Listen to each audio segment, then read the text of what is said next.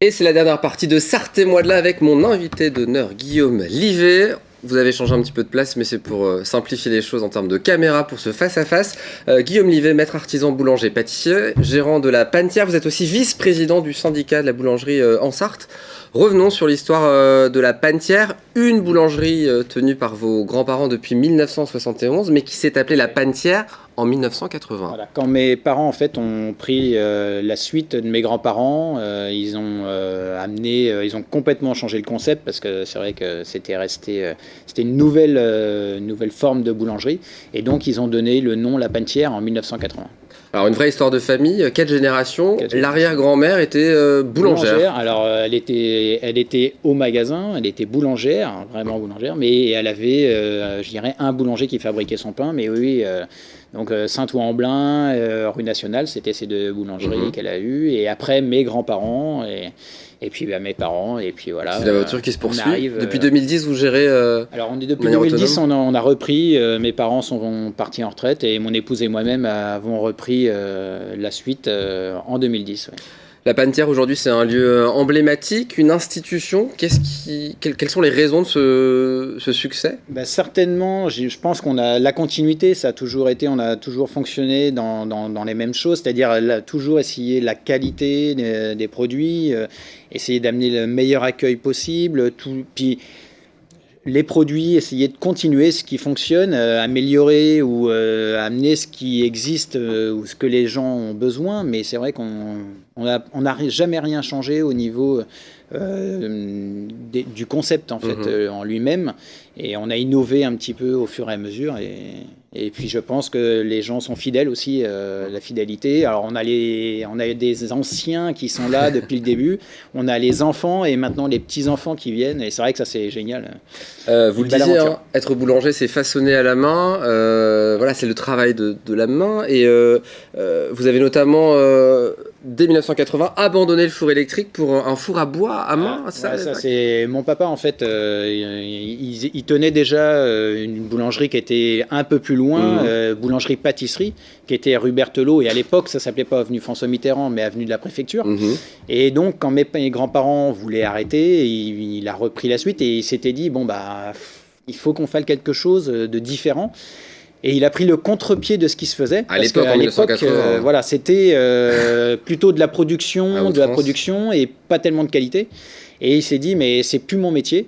Et il est revenu, je dirais, aux bases, c'est-à-dire façonner à la main et cuire au feu de bois.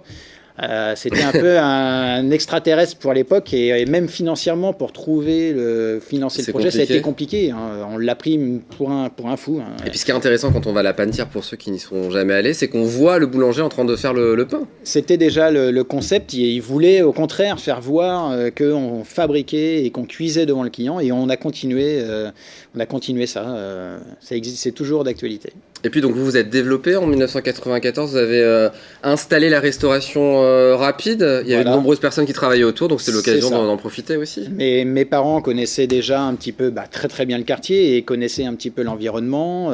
Beaucoup de gens de bureau. Il ne faut pas oublier qu'à l'époque il y avait la Tour Émeraude, les mutuelles qui étaient là, énormément de banques. On a beaucoup de banques et puis de commerce. Donc c'est vrai que les gens, ça commençait un petit peu à se développer et cherchaient des points. Alors ils allaient au restaurant.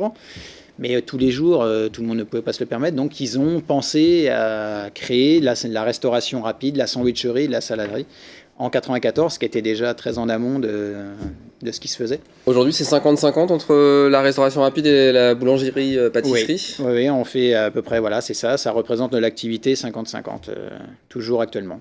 Et puis, pour répondre aux clients, on en parlait avec Alexandre Guillaume de 5D, on développe aussi le bio, le bien consommé, le bien manger. Ça, c'est une demande de plus en plus présente de la part des consommateurs. Alors, c'est vrai que nous, on est dedans déjà depuis très longtemps, parce qu'on essaye d'être le plus local possible.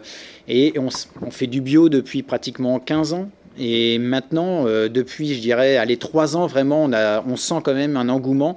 Les gens veulent faire attention et veulent manger comme il faut. Et ça se traduit comment, vous, à travers ce que vous proposez, par exemple ? On a démarré sur une gamme un produit au départ de bio et on est rendu pratiquement à 6 à 8 produits dans la semaine différents en bio, différents types. Alors, donc on a du complet, on a des pains avec des graines, on a de la tradition même biologique en pavé, voilà, différents produits et les gens viennent consommer le bio de plus en plus.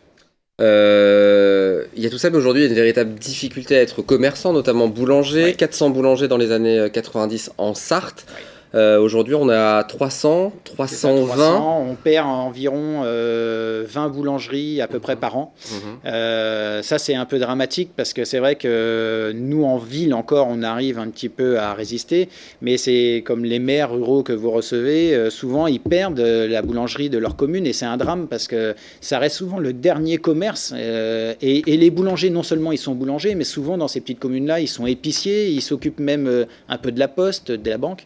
Et c'est vrai que ça, on essaye de se battre et on se bat surtout contre un petit peu les franchises et des pseudo-boulangeries. C'est ça, qui sont notamment ouverts le dimanche, c'est ça? Alors, en plus, certaines sont ouvertes 7 jours sur 7 et vendent du pain 7 jours sur 7. Alors ça, on est en train justement avec la fédération de se battre pour faire respecter, car il y a un arrêté. Que seuls les boulangers pâtissiers puissent vendre, mais ça, il y a un arrêté préfectoral qui est de vendre on peut vendre du pain que 6 jours sur 7. D'accord. Et voilà, donc ça, entre autres, ça détruit aussi non seulement des boulangeries, mais aussi de l'emploi.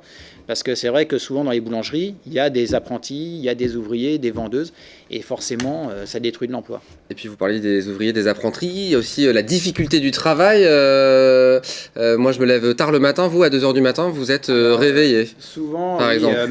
On travaille encore très tôt, même si il y a quand même du confort, parce qu'à l'époque de nos grands-parents, c'était minuit, voire 10h le soir. Maintenant...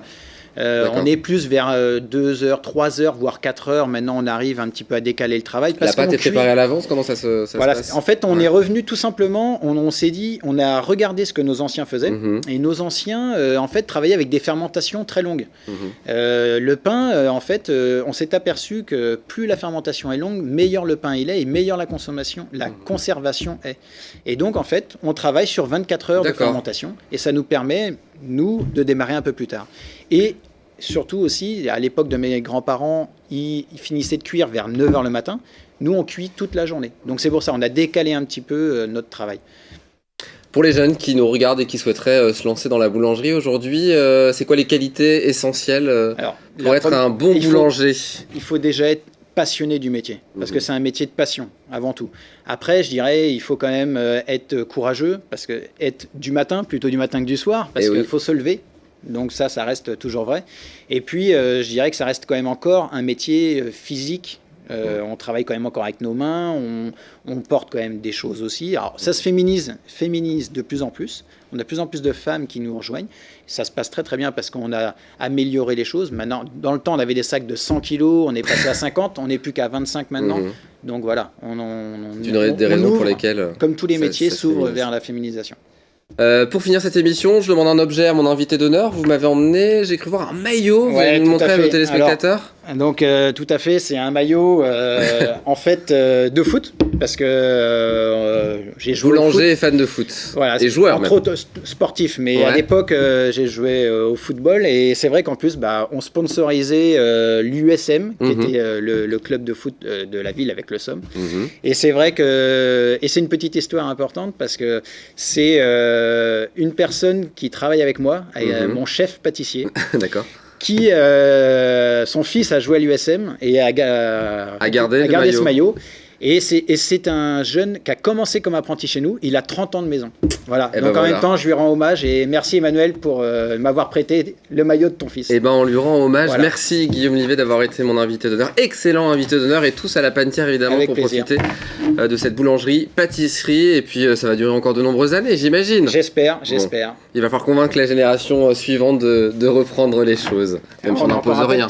On a du temps évidemment. Merci infiniment. À bientôt. Merci de votre invitation. Merci à vous de nous avoir suivis. Dans un instant, intérêt général, et nous on se rejoint demain à 18h30 pour une nouvelle quotidienne. Passez une très bonne soirée et faites attention à vous, il fait froid et il pourrait neiger, donc attention, bonne soirée.